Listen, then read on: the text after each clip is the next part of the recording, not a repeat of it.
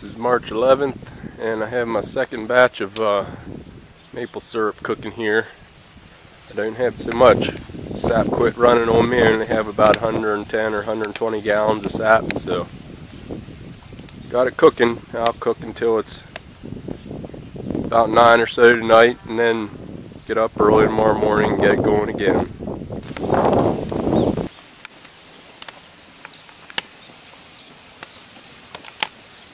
It's Wednesday morning now.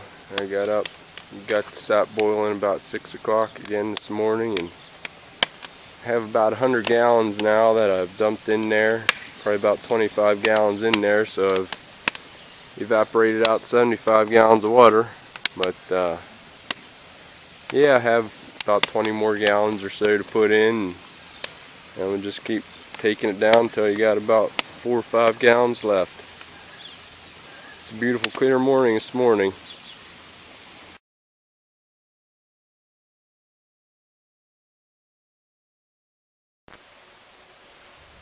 Well, I think the sap season's over. I'm going to load up what I have here and gather up my buckets and pull my spiles and head on home and get this last sap in the evaporator and cook it off. Call it a year. Okay, all loaded up. Here we go.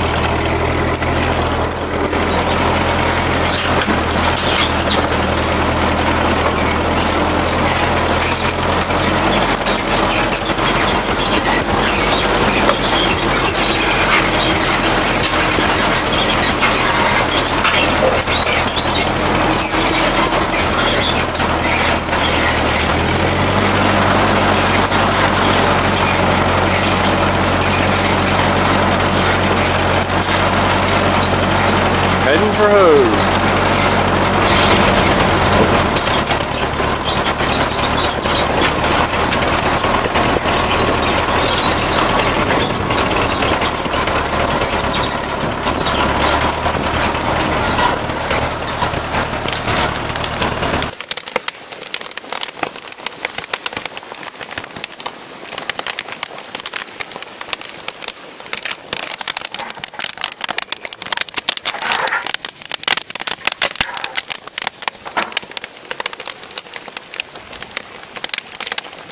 That's a rolling boil right there.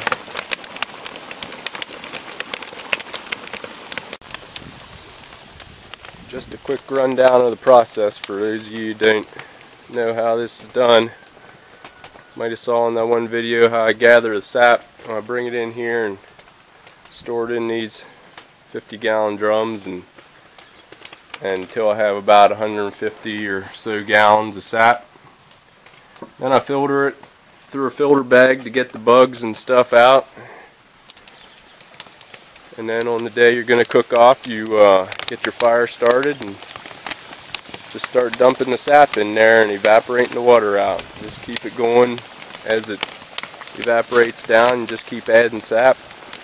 And the sap's about 3% sugar or 3.5%, and you keep evaporating the water out till you get it concentrated to about 65% sugar, and then you got maple syrup.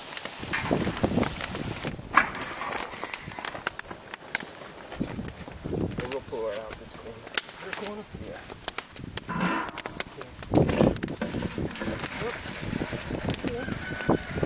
Get up. Get up.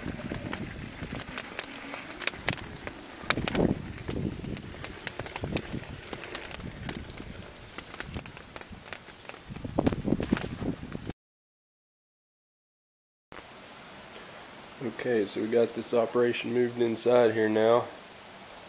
It goes a lot slower boiling whenever you only have that much surface area. but got to keep a close eye on it when you're getting this close.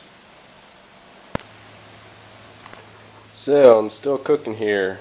As you can see, it's getting down there a little ways. Sun's getting down too, but I've been checking it and it's getting closer being done. This year I got this instrument called a hydrometer. It's weighted at the lower end there, and whenever it floats to that red line, when it's hot, it's when it's finished. It's 59% sugar when it's hot, but I've been using that. It takes a lot of the guesswork out of knowing whenever it's finished, rather than using the thermometer trying to see when it's boiling at 119.5 degrees. Just fill this cup up with syrup.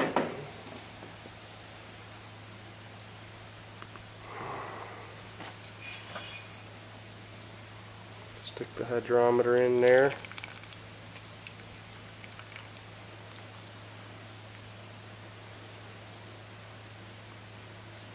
Looks like it's floating about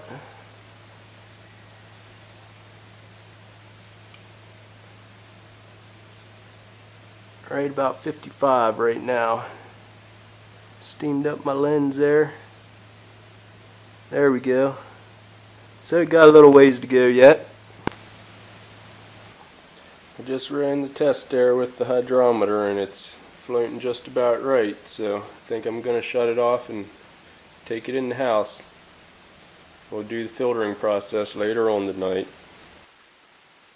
Now we're down to the last step here before you get syrup. Keeping it warm here on the stove, and pour it into these filters. Pre-filter this. This bag isn't quite as fine a mesh as these other ones, so that gets most of the sugar sand out. Got another little one going on here. This is the slowest and most laborious part of it for me, waiting on this stuff to run through the filters. So this filter's been sitting here for about 20 minutes or so now, and most of the syrup's ran out of it. So this is what's left over. Just this black sludge. It's called sugar sand. It's a little bit gritty feeling, and if you let that in the syrup, it'll settle to the bottom of your jar. Filter it out, you get a nice clear looking product. But that's what jams up the filter. Runs pretty good for a couple of seconds until that starts jamming it up, and then you gotta wait. Okay, so I'm all set up there and ready to filter this last batch of syrup. This is going to be the worst probably because it's on the bottom of the pot.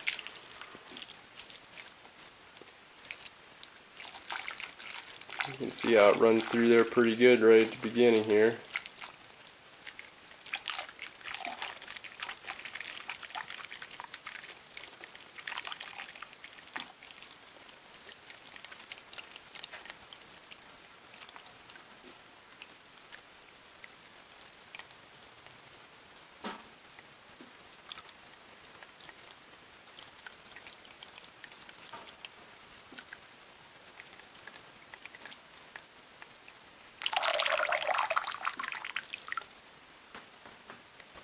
Alright, got about one more thingful in there.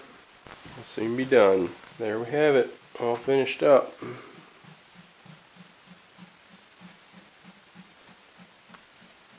Got about 2.5 gallons.